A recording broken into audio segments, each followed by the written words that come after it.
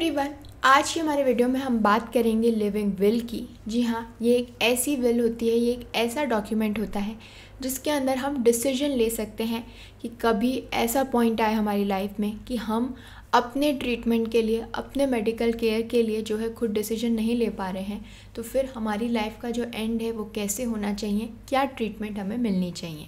तो ये जो लिविंग विल का पूरा कॉन्सेप्ट है ये लीगलाइज हुआ इन 2018 in the case of common cause and others versus union of India. इस केस के अंदर जो सुप्रीम कोर्ट है उन्होंने ऑब्जर्व किया कि कैसे जो हमारा आर्टिकल 21 है वो हमें क्या देता है, वो हमें राइट टू लाइफ देता है, बट यही सेम जो प्रोविज़न है यह हमें राइट देता है, right to die with dignity. और इसी केस की वजह से जो सुप्रीम कोर्ट है उन्होंने लीगलाइज किया पैसिव यूथनेशिया को। अब आप लोग सोच रहे होंगे कि सडनली हम लिविंग विल के बारे में क्यों बात कर रहे हैं, उसे क्यों समझ रहे हैं। तो इसका रीज़न है गोवा बेंच के जस्टिस MS सोनाक। तो जो बॉम्बे हाई कोर्ट की गोवा बेंच है उसके जो जस्टिस हैं उन्होंने अपनी जो है लिविंग विल तैयार की है, जिसके अंदर उन्होंने गाइडलाइंस बताई हैं कि कैसे जो है जब ऐसी सिचुएशन आए जब वो अपना ट्रीटमेंट कराने के जो है होशो हवास में नहीं है, नहीं करा पा रहे, नहीं समझ पा रहे, तो उस केस में उनकी जो फैमिली है वो उनका ट्रीटमेंट कैसे कराए। तो उसी की गाइडलाइंस जो है उन्होंने अपनी लिविंग विल में डाली है। अब मैं आपको बता दूं कि ये जो लिविंग विल है ऐसे देखा जाए तो कोई नया कॉन्सेप्ट नहीं है। 2011 के अंदर जो सुप्रीम कोर्ट है उन्होंने जो यूथनेशिया है उसे टेक्निकली देखा जाए तो लीगलाइज कर दिया था, क्योंकि जो अरुणा शानबॉग का केस था इन 2011 उससे हम टेक्निकली मान सकते हैं कि वो इंडिया की पहली लिविंग विल थी, जबकि जो गोवा है वो पहला इंडियन स्टेट होगा जो कि इम्प्लीमेंट करेगा 2018 के डायरेक्टिव्स जो कि सुप्रीम कोर्ट ने इशू किए थे in the case of common cause and others versus union of India. तो आज के हमारे वीडियो में हम समझेंगे कि ये पैसिव यूथनेशिया क्या होता है, लिविंग विल क्या होती है, और कैसे जो सिटीजन्स हैं वो उनका ट्रीटमेंट कैसे हो उसके रिगार्ड में जो है एक डॉक्यूमेंट तैयार कर सकते हैं, अपनी फैमिली मेम्बर्स को बता सकते हैं, गाइडलाइंस दे सकते हैं कि कैसे जब ऐसी सिचुएशन आए कि वो अपना ट्रीटमेंट खुद ना करा पाए, उससे रिलेटेड डिसीजंस ना ले पाएँ, तो उनके लिए क्या डिसीजंस लिए जाएँ।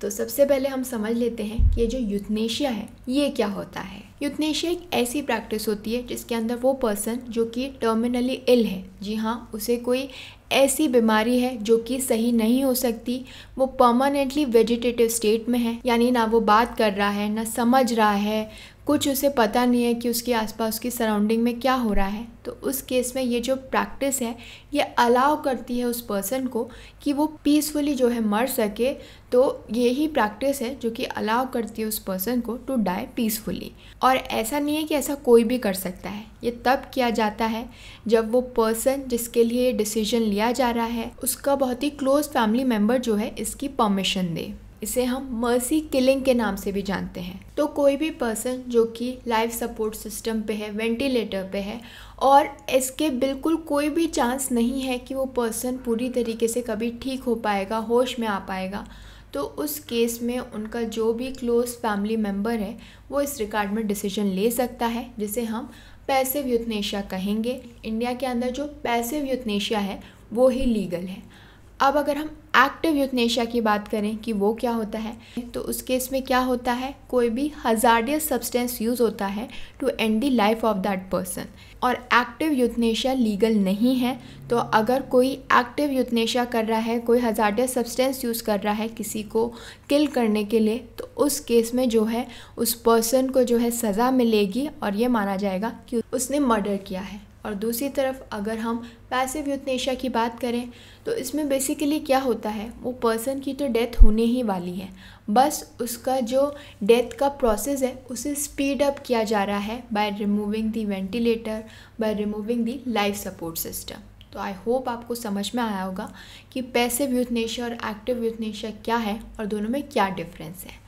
अब हम चलते हैं लिविंग विल की तरफ कि ये लिविंग विल कैसे तैयार की जाए, क्या होता है। अगर हम लिविंग विल की बात करें तो इसे हम एडवांस डायरेक्टिव्स के नाम से भी जानते हैं।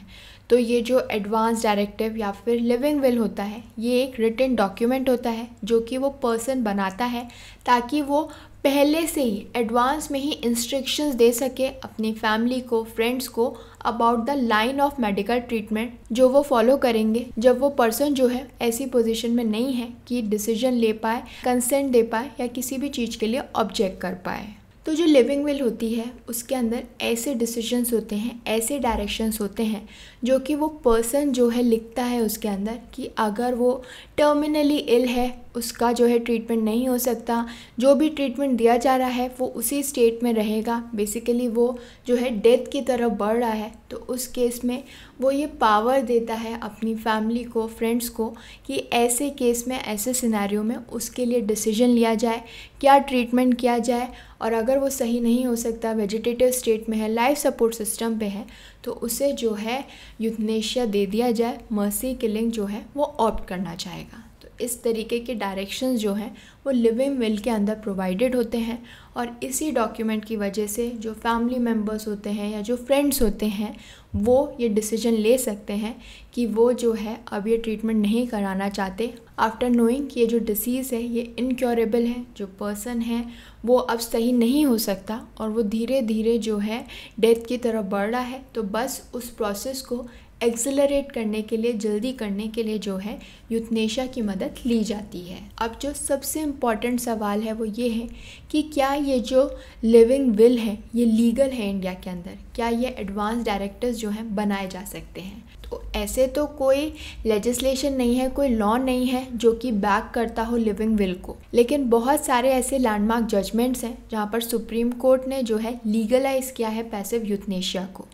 तो अगर हम 2011 का अरुणा शानबाग का केस देखें जिसने लीगली सैंक्शन किया गया था पैसिव यूथनेशिया को, तो ये पहला केस था जहाँ पर पैसिव यूथनेशिया मर्सी किलिंग की बात हुई थी। उसके बाद 2018 के अंदर जो सुप्रीम कोर्ट है उसने प्रॉपरली गाइडलाइंस दी थी कि कैसे जो है ये पैसिव यूथनेशिया को इम्प्लीमेंट किया जा सके, कौन कौन से सेफगार्ड्स लिए जा सके ताकि इसे मिसयूज़ ना किया जाए। तो जो 2018 की गाइडलाइंस हैं उसके अंदर सुप्रीम कोर्ट ने बताया है कि इसे कैसे बनाया जाए, इस लिविंग विल को कैसे बनाया जाए, किन किन सर्कमस्टांसेस में हम इसे इम्प्लीमेंट कर सकते हैं। तो अब हम डिटेल में समझ लेते हैं कि क्या क्या गाइडलाइंस जो है सुप्रीम कोर्ट ने दी थी इन 2018। तो सबसे पहले तो उन्होंने बताया है कि किन सर्कमस्टांसेस में, किन कंडीशंस के अंदर ये जो ट्रीटमेंट है उसे विड्रॉ किया जा सकता है। इसके अलावा स्पेसिफिक इंस्ट्रक्शंस दिए गए हैं about the terms and conditions for the withdrawal of treatment, कि कब और कैसे जो ट्रीटमेंट दिया जा रहा है उस पर्सन को उसे हटाया जा सकता है, विड्रॉ किया जा सकता है। तो जो एग्जीक्यूटर है या वो पर्सन जो कि ये गाइडलाइंस बना रहा है, ये डायरेक्टिव्स दे रहा है, वो ये लिख सकता है कि कभी भी इसे हटाया जा सकता है। इसके अलावा एक एक्सप्लिसिट डिक्लेरेशन चाहिए होगा जिसके अंदर जो एग्जीक्यूटर है यानी जो विल बना रहा है वो क्लियरली बताएगा कि उसे समझ में आया है कि ये जो लिविंग विल वो बना रहा है इसके क्या इम्प्लिकेशंस होंगे, और बेसिकली वो एक इन्फॉर्म्ड कंसेंट दे रहा है टू पैसिव यूथनेशिया कि आगे चल के अगर उसकी तबीयत ख़राब होती है, वो एक ऐसी सिचुएशन में आ जाता है जहाँ पर वो टर्मिनली इल है, अपने लिए डिसीजंस नहीं ले सकता, तो उसे पैसिव यूथनेशिया दिया जाए। तो जब एग्जीक्यूटर को ये बात पूरी तरीके से समझ में आ रही है तभी जो है वो ये जो है एडवांस डायरेक्टिव्स दे। इसके अलावा उसे अपनी जो लिविंग विल है उसके अंदर उसे डिटेल्स देनी होंगी अपने फैमिली मेम्बर्स की, रिलेटिव्स की, कि जब वो ऐसी कंडीशन में आएगा, ऐसी सिचुएशन में आएगा कि वो डिसीजन नहीं ले पा रहा है, तो ये वो फैमिली मेम्बर्स हैं जो कि उसके लिए डिसीजन लेंगे और ये जो एडवांस डायरेक्टिव्स के इस लिविंग विल के जो भी टर्म्स एंड कंडीशंस हैं उन्हें फुलफ़िल करेंगे, उन्हें पूरा करेंगे। इन केस जो एग्जीक्यूटर है वो बार बार जो है इन एडवांस डायरेक्टिव्स में कुछ कुछ चेंजेस करता है, तो जो भी रीसेंट डायरेक्टिव होगा उसे लास्ट एक्सप्रेशन मान के जो है उसे इम्प्लीमेंट किया जाएगा और बाकी पहले जो उसने बनाई थी, जो भी विल बनाई थी, उसे कैंसिल माना जाएगा। अब हम तो ये तो समझ गए कि ये कैसे बनाया जा रहा है, इसमें क्या क्या चीज़ें जो हैं होती हैं, क्या क्या गाइडलाइंस होती हैं, बतानी ज़रूरी है। अब इसे एग्जीक्यूट कैसे किया जाएगा, कौन करेगा। तो सबसे पहले तो जो भी इस विल को एग्जीक्यूट कर रहा है, इट इज़ नेसेसरी कि वो बड़ा हो, एडल्ट हो, साउंड माइंड का हो, उसे समझ में आ रहा हो कि जो वो कर रहा है वो क्या है, इसके कॉन्सिक्वेंसेस क्या होंगे, इसके इम्प्लीकेशंस क्या होंगे। So it needs to be amply clear कि एक इन्फॉर्म्ड कंसेंट है कि क्या एग्जीक्यूटर चाहता था, और अगर इसे एग्जीक्यूट कर दिया गया, इस लिविंग विल को एग्जीक्यूट कर दिया गया, तो इसका क्या रिज़ल्ट होगा, इसके क्या इम्प्लीकेशंस होंगे। इसके अलावा ये क्लियर होना चाहिए कि सिर्फ उन्हीं मेडिकल ट्रीटमेंट के केस में जो है ये पैसिव यूथनेशिया दिया जाएगा जब जो डेथ का प्रोसेस है उसे सिर्फ डिले किया जा रहा है, एंड इट इज़ क्लियर कि डेथ तो होगी उस पर्सन की, बट शायद वो डेथ जो है 6 महीने बाद हो या 1 साल बाद हो, तो इतना लंबा प्रोसेस की जगह जो है जल्दी उस पर्सन को जो है इस प्रॉब्लम से, इस बीमारी से जो है उसे छुटकारा मिल जाए। तो ये जो लिविंग विल है वो कब एग्जीक्यूट होगी, किन सर्कमस्टांसेस में एग्जीक्यूट होगी, ये भी क्लियरली जो है इस विल के अंदर प्रोवाइडेड होगा। अब जो भी ये जो विल है उसे एग्जीक्यूट कर रहा है, इससे ज़रूरी है कि जब भी इसे एग्जीक्यूट किया जा रहा हो 2 विटनेसेस वहाँ पर प्रेजेंट हो और वो काउंटर साइन किया गया है by a judicial magistrate of first class. तो जो जुडिशियल मैजिस्ट्रेट है उसके बाद जो भी कॉपी साइन की है ऑफ द डायरेक्टिव वो उसको अपने पास रखेगा और फॉरवर्ड करेगा उस कॉपी को to the respective district court, municipal corporation और panchayat and the family physician of the executor कि कैसे लिविंग विल के बेसिस पे जो है उसे एग्जीक्यूट किया गया है। 2 विटनेसेस प्रेजेंट थे और जुडिशियल मैजिस्ट्रेट ने भी उसे काउंटर साइन किया था। तो अगर जो एग्जीक्यूटर है जिसने विल बनाई है वो टर्मिनली इल होता है तो वो डॉक्टर जो कि उसका इंचार्ज है वो सबसे पहले चेक करेगा the authenticity of the advance directive, the authenticity of the will from the judicial magistrate कि भाई ये जो विल दिखाई जा रही है कि इस पर्सन ने अपनी विल खुद बनाई है वो सही है भी या नहीं। उसके बाद जो डॉक्टर है वो फैमिली मेम्बर्स को इन्फॉर्म करेगा, रिलेटिव्स को इन्फॉर्म करेगा कि ये जो इलनेस उस पर्सन को हुई है, उस एग्जीक्यूटर को हुई है, उनकी ओपिनियन में इस बीमारी का कोई भी इलाज नहीं है, there is no hope of recovery. तो ये पूरी चीज़ जो है क्लियरली उस पर्सन के जो फैमिली मेम्बर्स हैं, जो रिलेटिव्स हैं, उन्हें बताना होगा। इसके बाद जो हॉस्पिटल है जहाँ पर जो एग्जीक्यूटर है यानी वो पर्सन जिसने विल बनाई है वो एडमिटेड है, वहाँ पर क्या होगा, एक मेडिकल बोर्ड जो है बनाया जाएगा जो कि फर्दर एग्जामिन करेंगे उस पेशेंट को और सर्टिफाई करेंगे कि क्या इस डायरेक्टिव को जो है एग्जीक्यूट किया जा सकता है या नहीं। और उनका जो डिसीजन होगा, इस मेडिकल बोर्ड का जो डिसीजन होगा वो किसको बताया जाएगा, to the relevant judicial collector. इसके बाद जो जुडिशियल कलेक्टर है वो एक इंडिपेंडेंट मेडिकल बोर्ड जो है फॉर्म करेगा, वो वापस से एग्जामिन करेंगे उस पेशेंट को कि जो मेडिकल बोर्ड है उसने किस बेसिस पे डिसीजन लिया है, और अगर उन्हें लगता है कि मेडिकल बोर्ड का जो डिसीजन है वो करेक्ट है तो वो फिर उसी डिसीजन के साथ आगे बढ़ेंगे और एग्जीक्यूट करेंगे इस लिविंग विल को। तो ये जो डिसीजन है ये कम्युनिकेट किया जाएगा फिर to the judicial magistrate of the first class.